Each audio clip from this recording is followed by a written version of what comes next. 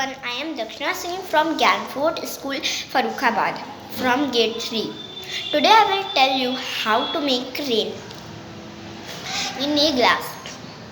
This is water, some hot water with ice above on a little plate. Then when the water will touch the plate, then it will condense and make tiny droplets of water.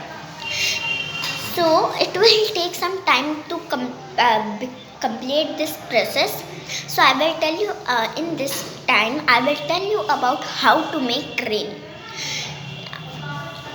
How is rain formed in water cycle?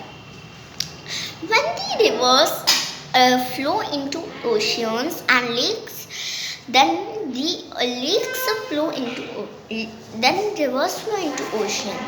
Then the ocean flow and mix into sea.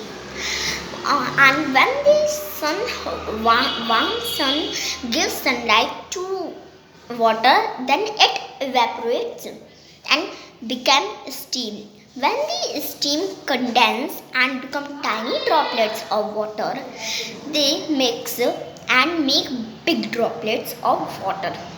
When the big droplets of water mix, then they make became heavy cloud. Then the heavy cloud